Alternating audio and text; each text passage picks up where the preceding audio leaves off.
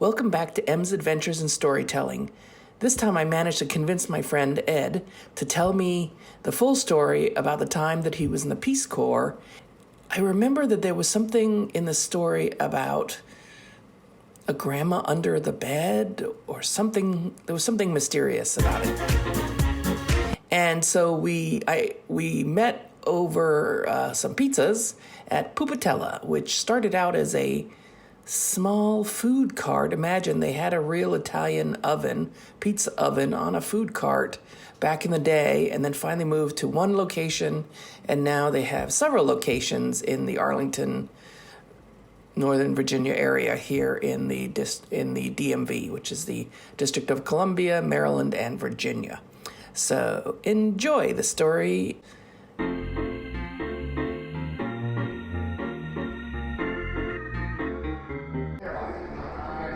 Here I am with my friend and who was in the Peace Corps, and I am waiting on him to tell me a story that I heard many years ago, but I got it kind of wrong. It has something to do with a grandma under the bed?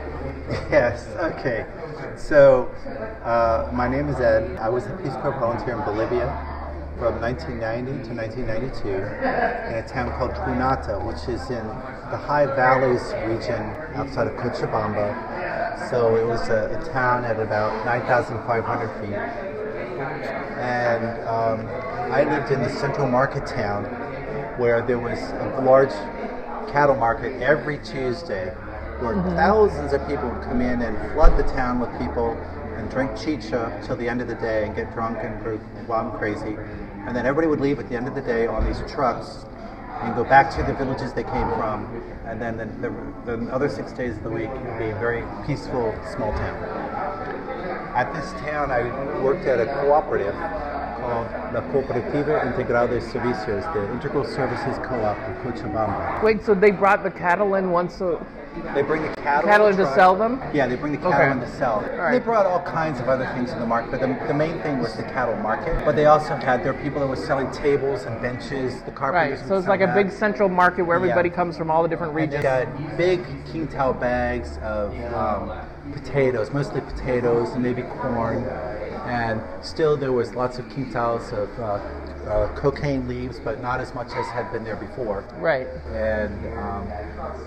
And there's a lot of chicha sold that day. Every store, every house had a front room in which they sold chicha, which is it's a drink? Beer. Right. And is it alcoholic? Yes, it's very alcoholic. They add grain alcohol to the chicha to give it some kick. Wow. You have no idea what you're drinking. Is it purple color, or what color is it? It can be purple. Mostly it's a kind of a yellowish, sloshy color of warm spit is what it looks like. But there is and then they add grain alcohol? There's chicha morada, which is the purple chicha, and so that's they use purple. Right, because I've had that, but not alcoholic. Oh, no, you need to have the alcoholic. You want to do just one check, or you want to do split? Yeah. So this town, everybody comes into town, they drink chicha, and so in the morning, lots of guys are out going around. They're essentially horse trading over the cows, what cow they're going to buy or sell, and how much they're going to sell it for. And then, as part of the agreement, when they finish selling the cattle or the cow, the single cow, then they're going to go off and drink chicha to celebrate that they've had a to seal the deal. To seal the deal, exactly. Okay. Yes. Now, in years before, when Bolivia had hyperinflation, they would take the whole afternoon to count the money because it would be a wheelbarrow full of bills. Okay. But when I was there, they literally just changed the currency to the new Bolivian peso. So, for example, in our co-op, you could look at the accounting books, and everything said, like, say, a certain member owed 1.2 million sucre, so they owe, pesos, or they owed 2 million pesos or 5 million pesos, and they lopped off 6 zeros. So everybody now owed, like, for example, 5 Bolivian pesos or 4 pesos instead of the 5 million or the 6 million pesos. And it was a tremendous amount of time they saved in writing all those zeros in their accounting books. But anyway, so I was assigned to this co-op, and I was the second volunteer there. The first volunteer was Jessica. She lived in a town nearby. Then this other gal came in, Stephanie, and she ended up being assigned to a hill town up above Nata, at about 1,000 feet up in the hills. And the manager of the co-op, Don Emilio, personally selected the house for her to live in this town. This gentleman, he knew everybody. He was the manager of a co-op that had thousands of members, and he knew every single person by first name. It was absolutely incredible. Lived there his entire life. He selected this woman to be the host for Stephanie, to provide a room for her that she could live in. Right. And Stephanie, when she first went up there to live, very, very happy, loved it. The family was great. And these are, so you were helping coordinate, or these were Peace Corps volunteers coming for 2 years? Yes, everybody comes in for 2 years, yeah. So this gal had been in her site probably about 9 months. And as is typical, you know, when you're living in somebody else's house under their rules, you know, you start to want to be able to do some things on your own, cook your own food, establish your own place where you live. Yeah. So there was maybe some friction that was developing between the volunteer and the host family. And the host family, exactly. Okay. And not serious friction, but in other words, this gal was ready to move on, living under the thumb of somebody else. Right. And she came down, and from the hill. She came down every Tuesday to market day. In this case, she was talking with our general manager, Don Emilio, and she said that she was really getting tired of where she was living. She felt that she had a lot of rules she had to follow, and she really wanted to move to another place. And Don Emilio was dead set against it. Absolutely no. He had chosen this place for her to live. This was the best place to live in the town. And he was absolutely opposed to her moving. And she said, well, please, I want you to come up to the town, and I want you to see where I live and where I'd like to move to. I said, okay, I will do that. So about a week later, he made his expedition up to the town. Now, he had his own Jeep, so he could drive up. The way to get to this town, you had to get on the back of a truck with cattle and all the farm animals. Yeah, and stand on the side, being pushed by cattle. Pushed and shoved, and that's how you got up to the town, in the back of the truck. But of course, when he goes up, he had a USAID supply Jeep, so he could drive up there probably in 30 minutes. He goes up. Had he been there before? He had been there. He knew that family. He knew. Yeah, he knew that host family. Okay. And he'd probably been there to that town at least once a year, every year for 30 years. Oh, okay. All right. He knew the family very well. Very well. He knew the woman in the house. Yeah. And I believe the woman was a widow. I think her husband had died. So by renting out a room, this was an important source of income for this lady. And Don Emilio wanted to ask to see the room where this girl was living. And it was an okay room. It was, a 9 by 15 room. It was an adobe house. The walls had been freshly painted when she moved in. There was a bathroom out in the sort of the courtyard. Okay. And it kind of seemed okay. But then when he saw the room, he saw what was going on, he thought, oh, there's something going on here. So then on the way back from this town, he talked to the volunteer, said, oh yes, now I understand completely. You can move. We're going to find you. We're going to have you move out of there right away. We're going to get another place for you to live to immediately. And so a few weeks later, I was at lunch with the manager, and I said, well, Don Emilio, how is this that you went up there dead set against her moving? Yeah. And then when you came back, you were absolutely convinced she had to move out of this house. Yeah, what happened? And he said, well, when I walked into the room, I could see that under the bed there was a box that was there. Well, this is a special box because this is the box that is put in the boveda, or it's a little crypt under the church. When somebody dies, they put the remains of a human body in this box. Oh, wow. And there's a coffin, but then after the first year, the body is then put into this box. Right, because it's disintegrated. Yes. As the body rots, they put it into a smaller box, and there's you had to pay rent to keep your relative's body Right. in this little crypt under the church. Yeah. But at some point, the family stopped paying for the crypt. Ah, I see. And Okay. the church says, okay, fine, if you're not going to pay the rent anymore on the crypt, then take the box. And they returned the box with the remains of this family member in this box. Oh, And wow. that was under this volunteer's bed. It was Oh, my literally goodness. A dead body was under her A bed. disintegrated body was Disintegrated under her body. bed. It was under the bed, Oh, exactly. and she'd been how long had she been sleeping She'd there? been there for 9 months. Oh, wow. Luckily, she never tried to open the box. Oh my And gosh. She never knew the reason that Don Emilio decided. Oh my God, it but gonna that be was the appropriate. grandma. Well, it probably was the grandmother. Yeah. It probably was the grandmother. Yeah, because who else would they bring Yeah. home? To Wow. Oh my gosh. Because they didn't want to pay rent anymore They in didn't the want to pay rent at anymore the for at the this crypt or the under church. cemetery. Yeah. Oh my. Well, it's a good thing she never found out. That's my story about how a volunteer ended up sharing a room with a dead body. Oh my gosh. And not even like, thank you. And not even like, well, not the whole dead body, but like disintegrated parts of the body. Yes. Like, disintegrated who parts, yeah. knows if it was just like already nice, clean bones, or still kind of raggedy. Now there's ghoulish there's kind of a little bits. bit of I guess an addendum to this. When I was traveling to Sucre with my brother, we went to the local cemetery, which is a tourist attraction in Sucre because they do have nice gardens there and hedges. Oh, okay. And it's kind of nice up to a certain point. Then you look over the hillside and you see where they throw the trash down over the hill. Mm-hmm. And at the bottom of the hill, there was a coffin that had spilled open and there was a no. body in it.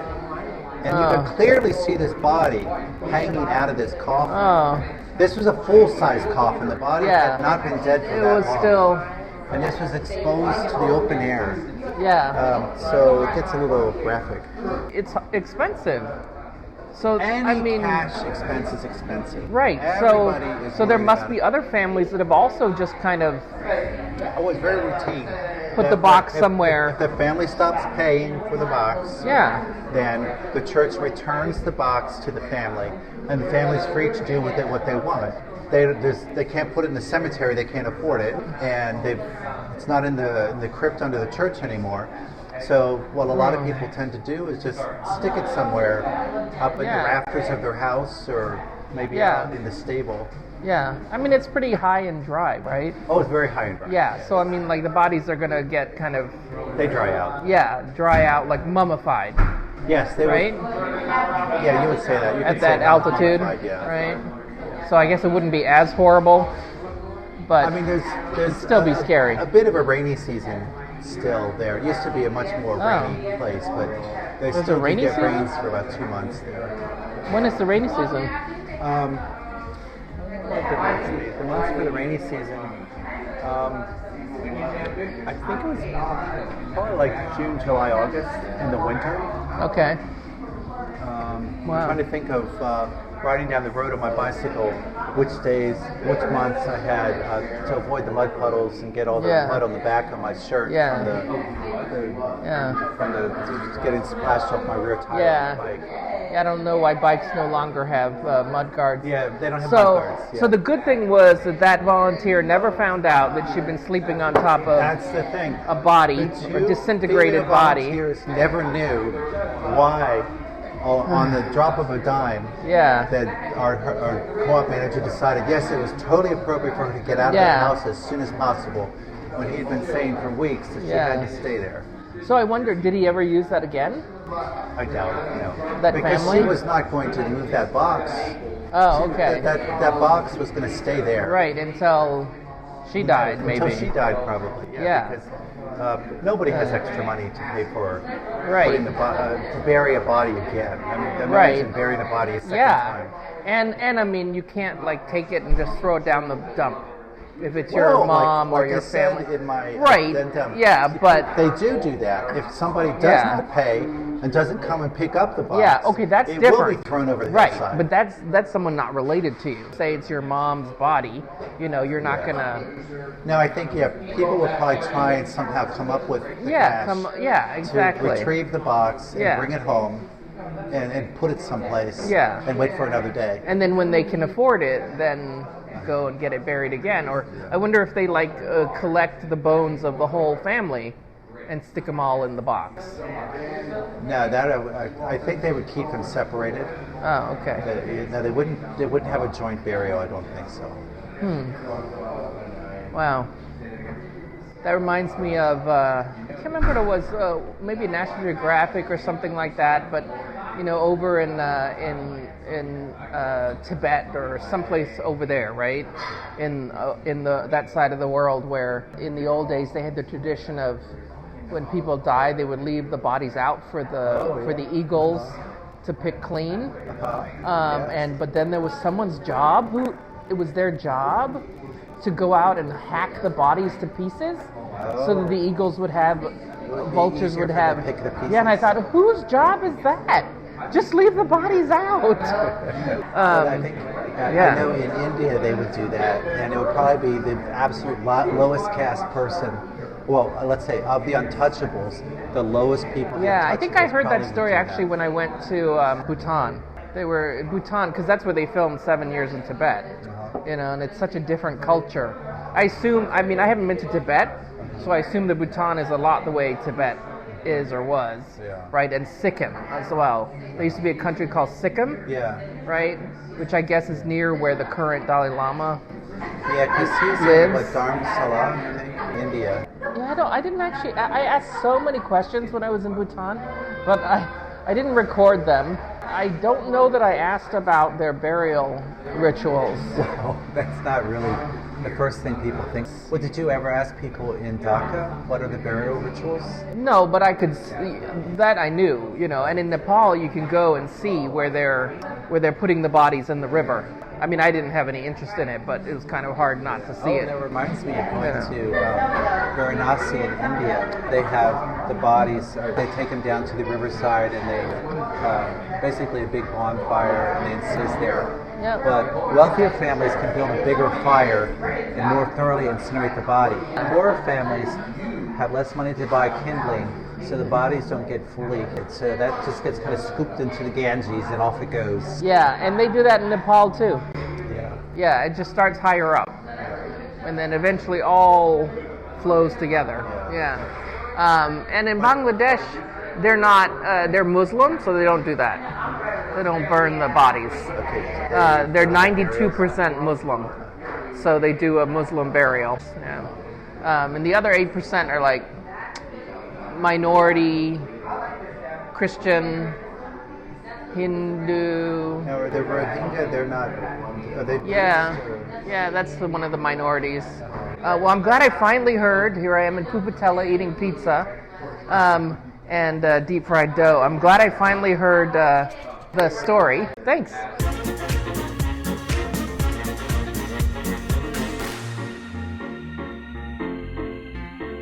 So I finally got to hear the story about the bones under the bed, or the grandma under the bed, whatever one wants to call it. Thanks for listening. If you want to listen to other podcasts, look online or on YouTube on madventures.me. Thanks for now.